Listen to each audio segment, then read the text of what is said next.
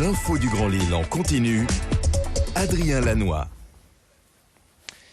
Mardi 20 décembre, bonjour à toutes et à tous, bienvenue sur Grand Lille TV, il est tout pile 7h30, bon réveil, bon appétit si vous prenez votre petit déjeuner avec nous, bon courage si vous partez travailler et d'abord vos prévisions météo avec une bonne nouvelle pour démarrer cette journée, le retour du soleil annoncé aujourd'hui, encore quelques passages nuageux tout de même, mais un temps en sec, de belles éclaircies possibles et un temps froid aussi et surtout, seulement un petit degré relevé ce matin à Lille, 5 degrés prévus pour les maximales cet après-midi et toujours cet épisode de pollution atmosphérique. Aujourd'hui, la vitesse doit être obligatoirement réduite de 21 km/h ce mardi.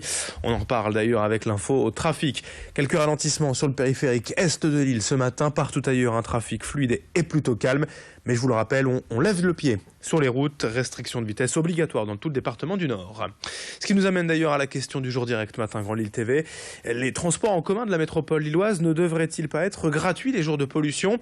Vos réponses attendues sur grandlille.tv et nos applications mobiles. À la une de l'actualité d'abord dans cette édition, on évoque la nouvelle mesure du gouvernement pour encadrer les loyers à Lille dès le 1er février prochain. Et depuis plusieurs mois, un observatoire a étudié le marché locatif lillois et les montants des loyers. Il en ressort un prix médian comprenant plusieurs critères selon le type de logement, son emplacement et son ancienneté. Désormais, les propriétaires devront donc établir leur loyer dans une fourchette entre 20% de plus et 30% de moins que ce prix de référence. Mais pour l'Union nationale des propriétaires immobiliers, l'UNPI, cette réforme n'est pas très claire, notamment en ce qui concerne les secteurs établis par l'Observatoire. Explication avec le président de l'UNPI Nord-de-France au micro de Vincent Vieillard. L'Observatoire des loyers, c'est un bon outil de travail, ça c'est vrai. Mais l'encadrement des loyers, défini tel qu'il est et en fonction des éléments que l'on a, ça ne sert à rien, rien du tout. Ce ne c'est que pour encadrer les mauvais propriétaires bailleurs privés. C'est la montagne qui accouche d'une souris. Quand on voit toute l'énergie, le temps passé et le coût, c'est vraiment peu de choses pour peu de modifications. Autre image dans ce journal pour évoquer la campagne de sensibilisation de la LPA, la Ligue protectrice des animaux, contre l'adoption d'animaux pour Noël. Bien souvent, parmi les cadeaux offerts aux enfants, on trouve en effet un petit chien, un chat ou toutes sortes d'animaux. Mais l'association tient surtout à rappeler qu'il faut bien réfléchir avant de se lancer. Les animaux ne sont pas des jouets, il faut penser aux contraintes. Un chiot ne sera pas tout de suite propre, il va faire des bêtises, peut-être abîmer votre intérieur. Même chose pour un chat. Un animal de compagnie représente aussi un coût à ne pas négliger pour le nourrir ou le soigner. Et bref, pour éviter que l'adoption de Noël ne se transforme malheureusement en abandon de l'été, la LPA veut avertir ceux qui hésitent encore. Écoutez ce responsable des refuges de Lille et de Roubaix au micro d'Alexis Tessier. Certes, ça peut faire plaisir à leurs enfants, mais qui se mettent bien en tête que c'est pas forcément l'enfant qui s'en occupera, qu'au moment, alors pour un chien, ça sera pas au moment qu'il devra sortir. Un chiot, forcément, fera ses besoins, n'est pas propre tout de suite, fera ses besoins dans la maison. C'est pas non plus l'enfant qui va ramasser. Donc, ils réfléchissent bien à toutes les contraintes qui ne seront pas assumées par l'enfant, puisque l'adoption doit rester un acte réfléchi. Et malheureusement, les gens fonctionnent aussi beaucoup au coup de cœur et ne réfléchissent pas aux conséquences et aux contraintes que peut représenter un animal. L'actualité en direct, 7h33 sur Grand Lille TV. En bref, également le restaurant Crocodile à Tourcoing, braqué samedi soir en fin de service. 2 hommes cagoulés et armés ont menacé les employés du restaurant et sont repartis avec la caisse. Ils sont toujours recherchés.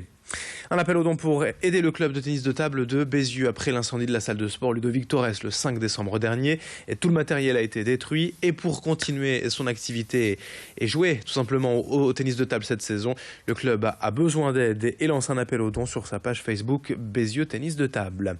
La solidarité aussi entre le SBVA et le Secours Populaire du Nord. 10 basketteuses villeneuvoises ont participé hier après-midi à la distribution alimentaire de Noël au siège de l'association à Lille. 2800 familles sont attendues cette semaine sur les 4 jours de distribution. Et dans cette édition également, la détresse de Thomas Ruyant, contraint à l'abandon dans le Vendée Globe. Le marin dunkerquois a percuté un objet en mer dimanche après-midi et son bateau est sérieusement endommagé, bien trop en tout cas pour continuer la course. Il se dirige actuellement vers le sud de la Nouvelle-Zélande. Il devrait rejoindre un port peut-être dans la matinée, mais sa situation reste quand même très précaire. Son voilier menace en effet de se briser en deux à tout instant. Hier, Thomas Ruyant a envoyé une vidéo où il explique en détail cette avarie et il fait le bilan de cette course inachevée. Regardez. Voilà. Vendée Globe. Terminé. Ouais, une moitié de tour du monde quoi. Mais... Voilà, puisque je suis déçu là de terminer. Ça se termine de cette façon-là.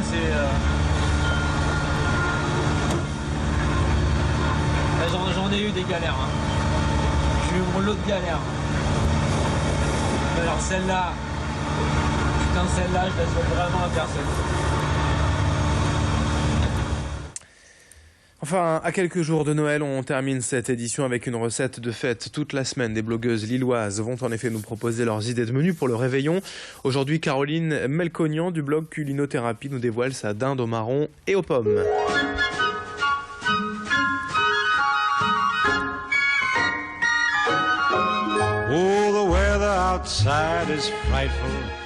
Pour le plat, c'est une dinde au marron et aux pommes.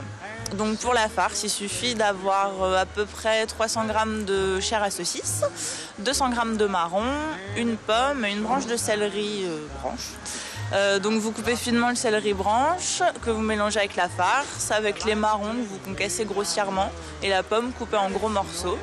Après, il suffit juste de farcir la dinde et de la laisser cuire le temps indiqué. C'est généralement 2h30 à 150 degrés. On peut la servir en sauce. Alors généralement, pendant la cuisson, on arrose un petit peu la dinde. Donc du coup, ce qui vous fait une sauce à récupérer à la fin de la cuisson.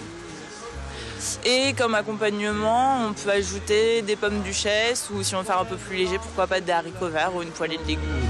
Let it snow and snow. Une vidéo à retrouver sur notre page Facebook Grand Lille TV et dans l'édition de Direct Matin du jour. Et puis pour terminer, juste une annonce en sport. Il y a du basket ce soir à Lille en Pro B. Le LMBC reçoit Vichy Clermont à 20h au Palais Saint-Sauveur. Les Lillois sont actuellement en 6e au classement de cette Pro B.